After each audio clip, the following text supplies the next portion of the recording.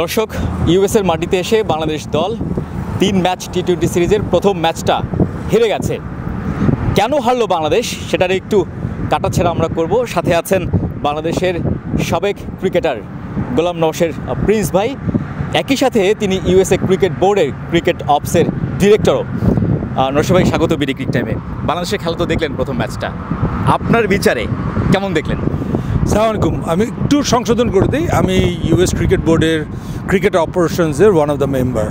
তো হ্যাঁ, আমি খেলা দেখলাম, কারণ যেহেতু ঝড় হয়েছে আর উইকেটটা একটু স্লো ছিল, তো ওটাই আর কি আমাদের ব্যাটসম্যান, যে বাংলাদেশের ব্যাটসম্যান যারা, ওরা একটু টাইমিংটাতে প্রবলেম হচ্ছিল, যার জন্য রানটা কম হয়েছে। তো অ্যান্ড ভেরি আনফর্চুনেট যে ওরা টসটা হেরে গেছে।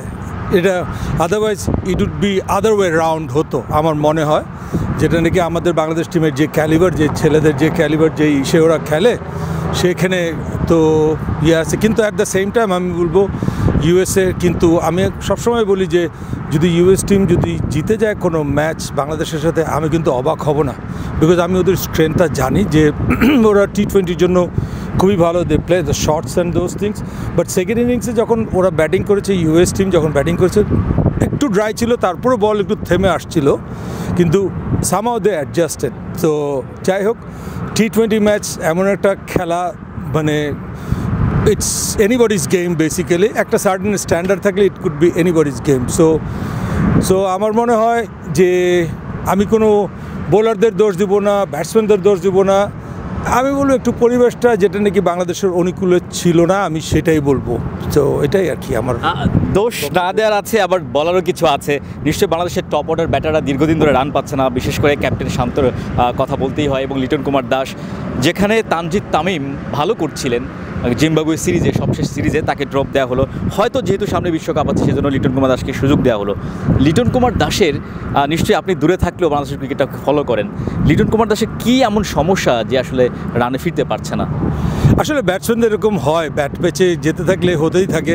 আবার অনেকে বোল্ডলি হয়তো সামাল দিয়ে উঠতে পারে। ধরেন আজকে ওর ব্যাট প্যাচ যাচ্ছে, তো আজকে কিন্তু বলটা কিন্তু লো করেছে ওর জন্য। আমি একদম রাইট পিছনে বসে কিন্তু খেলাটা দেখছিলাম। তো ওরকম যেতে থাকে, যখন ব্যাট প্যাচ যায় না তখন মানে কোনো কিছু ঠিক মতো যায় না, তখন যাই করেন না কেন, অনেক প্র্যাকটিস করেন, অনেক কিছু করেন, অনেক কনসেন্ট্রেশন করেন, এটা হয় না। ইট একটু লাক দরকার হয়, একটা ব্রেক দরকার হয় মাঝে মাঝে। So I think he needs a break, other than he'll be fine. He proved lot of times, it's not that he just keep on failing. So একটা ছেলে যদি প্রুভ করতেই থাকে, সো সাডেনলি হতেই পারে ব্যাট প্যাচ। সো এটা হতেই পারে। সো আমার এই ব্যাপারে আর কোনো এরপরে আর কোনো কমেন্টস নাই লিটন কুমার। আমরা যখন দেখলাম যে বাংলাদেশের যখন 21 বলে 51 রান দরকার ইউএসের, বাংলাদেশের বোলাররা বেশ সে কি মনে হচ্ছিল ওই সময়টায়, মনে হচ্ছিল যে হয়তো ম্যাচটা কন্ট্রোলে নিয়েছে। সেই জায়গা থেকে মুস্তাফিজ একটু খারাপ বোলিং করলেন। মজার বিষয় হলো সাকিব আল হাসানের ওভার বাকি ছিল, কিন্তু মাহমুদুল রিয়াদকে দিয়েই ক্যাপ্টেন বল করিয়েছেন। এই জায়গাটায় প্র্যাকটিস করতে গিয়েই কি আসলে ধরা খেয়েছে কিনা? না, দেখেন, আমি যেটা বলবো, মাহমুদুল্লাহ রিয়াদ বোলিং করেছে, বিকজ একটা লেফট হ্যান্ডার ব্যাটসম্যান ছিল। দ্যাটস হোয়াট ওরা ট্রাইং, যে লেফট হ্যান্ডার ব্যাটসম্যানটাকে যদি Corey Anderson was batting, right? So he was hitting, যদি কোনো মতে অ্যাওয়ে গোয়িং বল হয়, ওটা একটা অ্যাডভান্টেজ নিচ্ছিল আর কি। But somehow it did not work. সবসময় যে আপনার কাজ করবে সেটা তো না। আর মুস্তাফিজের বোলিং করেছে, ঠিক আছে। আমি জানি এখানকার প্লেয়াররা কিন্তু সবসময় লম্বা 6 মারে, এটা আমি দেখেছি, আমি সবসময় জানি। আমি বলি ইউএসের প্লেয়াররা বিশ্বভরের জন্য they can hit the ball, they have power to hit the ball. So it's probably হয়ে গেছে আর কি। That's the thing. It's a টি-20। আমরা তো অনেক বড় বড় খেলা দেখি, অনেক বড় বড় প্লেয়ার মিস্টেক করে। It's not a mistake, he tried his best, but it did not happen. That's the thing. আপনি ইউএসএ ক্রিকেট বোর্ডের সাথে যুক্ত আছেন, আবার আপনি বাংলাদেশি সাবেক ক্রিকেটার বাংলাদেশেরই। সেই জায়গায় বাংলাদেশ দল হেরেছে ইউএসএ, মানে আপনার টিমে তো জিতেছে। কি কথা হলো আপনার আসলে ইউএসএ টিমের যিনি ডিরেক্টর, তিনি আপনার সাথেই ছিলেন, তার সাথে কথা হলো ম্যাচ জেতার পর, সিনারিওটা কেমন ছিল আসলে? থিং ইজ, দেখেন, আমরা যেখানে যাওয়ার থাকি না কেন, চেষ্টা করি যে একটা ছোটোকে বড় করার জন্য। তো যখন একসময় বাংলাদেশে ছিলাম, খেলার পরে রিটায়ার করেছি, যে আমাদের অবস্থা বেশি ভালো ছিল না, তখন কিছু প্লেয়ার আমরা কিন্তু ওর সময় উপহার দিয়েছি বাংলাদেশের জনগণের কাছে, যারা নাকি এখনও তাদের মধ্যে 2-4 প্লেয়ার খেলছে। তো যাই হোক, তো এখানেও সেম অ্যাকচুয়ালি, এখানে আমরা ভলেন্টিয়ারি কাজ করি, তো যেখানেই ঢুকি না কেন with go with a positive mind. That's the thing, যখন আমরা একটা টিম ওয়ার্ক করি, it should be, team should know what they are doing, what is their aim. So এটা আমি অভ্যস্ত। যখন আমি ছিলাম তখন আমরা আতার, ফারুক, আমরা সব বসে, coach always, we always think অনেক কিছু হয় ভিতরে, it should not come out, কী হচ্ছে না হচ্ছে। তো এখানেও সেম এটাই চেষ্টা করি যে আমরা সবসময় বলি যে it's a team work, it doesn't work একজন মানুষের জন্য কোনো কিছু হয় না। সেম জিনিসই অ্যাপ্লাই করছি, চেষ্টা করি। আমাদের কিন্তু অনেক বড় দেশ এখানে ইউএসএতে, তো প্লেয়ার সিলেকশন, কোচ সিলেকশন থেকে শুরু করে এগুলো অনেক টাফ জব হয়ে যায়। তারপরে খেলা চালানো, সব এক জায়গায় নিয়ে আসা, it's a very expensive process for USA basically. So এইটা করতে যায় কিন্তু আমাদের অনেক সমস্যা হয়, অনেক কিছু চড়ায় উতরায় করতে হয়। তারপরেও আমরা চেষ্টা করে যাচ্ছি এই আর কি, যদি কিছু করে। But this is history for US, যে টেস্ট নেশনকে ফুল মেম্বারশিপকে হারিয়েছে। তো এটা অ্যাসোসিয়েট মেম্বার হিসেবে বলবো, it was needed for USA cricket. So that's the thing. একটু ক্যামেরার দিকে, আমরা সামনে যেহেতু ওয়ার্ল্ড কাপ আছে, বাংলাদেশ টিমের এই হারটা থেকে তো অনেক কিছু শিখবারও আছে। বাংলাদেশের সেরা কম্বিনেশনটা খোঁজার চেষ্টা করছে। আপনার দৃষ্টিকোণ থেকে এই যারা স্কোয়াডে সুযোগ পেয়েছে, বিশ্বকাপের স্কোয়াডে, কম্বিনেশনটা আসলে কেমন হওয়া উচিত? সরি, আবার বলেন। ওকে, বাংলাদেশের যেহেতু সামনে যেহেতু বিশ্বকাপ মিশন, সেটা নিয়ে এই 3 ম্যাচ দিয়েই তো বাংলাদেশ সেরা কম্বিনেশনটা বাছাই করবে। স্কোয়াডে যে 15 জনেই আছে, এই 15 জনের থেকে কিন্তু বাছাই করতে হবে। আমরা দেখলাম লিটন কুমার দাস রানে নেই, ক্যাপ্টেন শান্ত তো অবভিয়াসলি ক্যাপ্টেন সে। তারপর আমরা দেখলাম যে সৌম্য সরকারও যে খুব একটা ভালো টাচে আছে সেটাও বলা যাচ্ছে না। অন্যদিকে কিন্তু তানজিদ তামিম ভালো পারফরমেন্স করেছে। সেরা কম্বিনেশনটা আসলে আপনাদের দৃষ্টিকোণ থেকে কেমন হতে পারে বা বিশ্বকাপে হওয়া উচিত? দেখেন, কোচ তো ট্রাই করে যাচ্ছে, কোচ ক্যাপ্টেন ওরা ট্রাই করে যাচ্ছে। তো এখান থেকে আমার মনে হয় it's a good start world কাপে যাওয়ার জন্য। যে আমি মনে করি যে যা কিছু হওয়ার আগে হওয়াই ভালো, যদি কোনো অঘটন ঘটে আগে হয়ে যাওয়াই ভালো, সো দ্যাট তাতে পরে কিন্তু শুধরানো যাবে।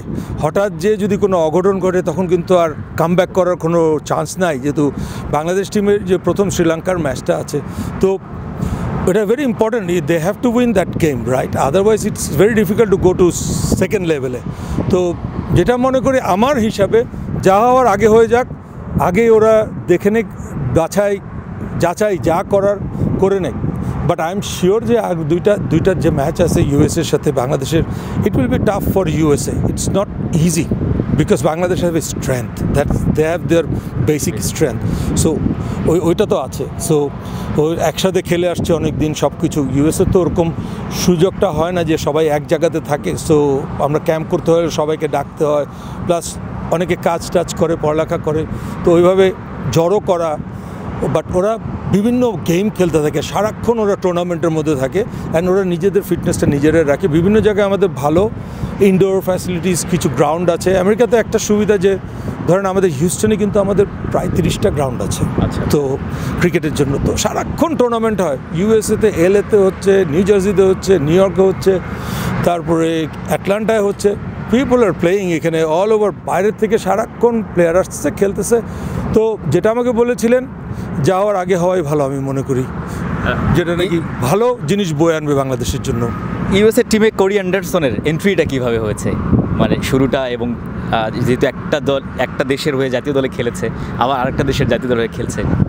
হ্যাঁ, আসলে কোরি অ্যান্ডারসন তো খুব ইয়াং বয়সে রিটায়ার করে আসছে না, তারপরে সে এখানে ছিল অনেক দিন। তো আইসিসির একটা ল আছে, যদি আপনি লিগালি এই দেশে যদি 3 বছর থাকেন, then you are eligible to play. তো he is more than that, এখানে থাকছে। তো এইভাবেই এসে গেছে টিমে। ন্যাচারালি একটা international player who really perform good for New Zealand. তো আর ও খেলার মধ্যে ওখানে তো টুর্নামেন্ট খেলতেই থাকে সারাক্ষণ। So he picked up like that. So আর ওকে পিক করার কিছু নাই, একটা প্রুভেন প্লেয়ার। তো আর ইউএসএর মতো টিমে, রাইট, যেখানে he is a good great booster for USA team, I would say. USA cricket board বিশ্বকাপের মতো টুর্নামেন্টের হোস্ট, ইউএসএ ক্রিকেট টিমের মধ্যে এই জিনিসটা আসলে কতটা কাজ করছে, বিশেষ করে বোর্ডের ভিতরে, যেহেতু আপনি বোর্ডের সাথে সরাসরি যুক্ত আছেন? কোনটা বললে না? যেহেতু ওয়ার্ল্ড কাপ আয়োজন করছে এই ইউএসএতে এবং ইউএসএতে খেলা, ক্রিকেটটা ইউএসএতে পিছিয়ে পড়েছিল যদি অনেক আগে শুরু হয়েছিল, সেই জায়গায় এই এখন কি আরও কি বুস্ট আপ হচ্ছে কিনা মানে ইউএসএ ক্রিকেট? ইয়েস, এটা দেখেন, আমি কিন্তু ইউএস ক্রিকেটে আমি পদার্পণ করেছি 8 বছর আগে, ঠিক আছে? আমি বাচ্চাদের কোচিং, আমি এখনও বাচ্চাদের কোচিং করাই, আমি কনফ্লিক্টে যাই না, আন্ডার 19-এর কাছাকাছি কোনো ছেলে পেলে কোচিং করাই না, ওরা সবাই জানে যেহেতু আমি ইউএস ক্রিকেট বোর্ডে আছি। সো এটা নাম্বার 1। আর অ্যাকচুয়ালি সব জায়গাতে ইউএসএ ক্রিকেট খেলে, অ্যান্ড আমাদের অনেক দেশি বলতে আমাদের ইন্ডিয়ান, বাংলাদেশি, পাকিস্তানি, তো এরা আসতেছে খেলছে, টুর্নামেন্টগুলো খেলছে, বিভিন্ন কোটাতে, স্পেশাল কোটাতে ওরা ইমিগ্রেশন নিচ্ছে। তো এভাবে খেলা কিন্তু চারিদিকে হচ্ছে, অ্যান্ড মাঠের পর মাঠ। অ্যাটলান্টায় কিন্তু সেদিনও লাস্ট 1 ইয়ার 1 বছরে কিন্তু একটা জায়গাতে 6টা মাঠ হয়েছে, ঠিক আছে? এরকমভাবে কিন্তু বিভিন্ন জায়গায় কিন্তু বিভিন্ন লোকজন প্রাইভেট ইনভেস্টমেন্টে কিন্তু এগুলো তৈরি করছে, যেগুলো নাকি খুবই ভালো ইউএস ক্রিকেটের জন্য, ফিউচারের জন্য। অ্যান্ড ছেলেরাও আপনি দেখবেন লাস্ট ইয়ার আমাদের under 19 team first time world cup খেলেছে, রাইট? সো আমরাও নিচের থেকে চাচ্ছি যে আমাদের হোম গ্রাউন্ড ছেলে পেলে, ওরাও আজকে অনেক ছেলে পেলে আমার স্টুডেন্টরা এসেছিলো খেলা দেখার জন্য, যারা নাকি 15 বছর 14 বছর বয়স। আমি বলেছিলাম যে স্কুল না থাকলে চলে আসো, তো আমি দেখলাম 15-20 জন আসছে খেলা দেখতে, বাংলাদেশের খেলা, ইউএসের খেলা। তো এগুলো ওদেরকে বুস্ট আপ করবে যে বাংলাদেশের মতো টিমকে সামনে পেয়ে এত আইকনিক প্লেয়ার যে ওরা সামনে নিজের চোখে দেখছে, যেটা নাকি হুইচ ইজ ভেরি মানে advantage for USA, and Bangladesh এখানে খেলতে আসছে।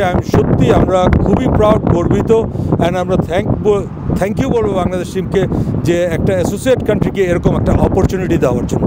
That was really wonderful job from Bangladesh cricket board, আমি বলবো। বাংলাদেশের এবারের বিশ্বকাপে কেমন সম্ভাবনা দেখছেন? দেখেন, T20 ম্যাচের কিন্তু একটু ডিফিকাল্ট বলা। আপনি যদি ওডিআই হয়, টেস্ট ম্যাচ হয়, অনেক কিছু বলা ইজি হয়। T20 match anybody can win the match, right? So আমি তো দেখি ছেলেপেলেরা খাটছে, দে আর গুড, নাইস, ডিসিপ্লিন, সব কিছুই করছে। কোচরাও দে আর টায়ার্ডলেস, খাটাচ্ছে ছেলেপেলেদের, ওরা আসতেছে প্র্যাকটিসে। আমি দেখতেছি যে দে আর ওয়ার্কিং হার্ড। এখন একটা জিনিস হলো, আপনি if you start working hard, ওটা বৃথা যাওয়ার কথা না। I wish they could do good in world cup. প্রথম একটা করে স্টেপ পার হতে হবে। They have to think only one game. That's how. Once you cross over, then you think the next one. That's how you have to do it. I don't want to think that okay, আমরা second রাউন্ডে চলে যাচ্ছি। No, you have to go one at a time. You have to take one at a time. So আমি আশা করি Bangladesh team ভালো করবে। They have lot of young talent আছে, and by the time they get used to of the weather ওরা উইকেটের কন্ডিশনও বুঝে যাবে যে আচ্ছা ঠিক আছে, এই দেশের উইকেট মনে হয় এরকমই হয়। They'll adjust, and they're smart people. I think. Thank you ভাইয়া, থ্যাংক ইউ।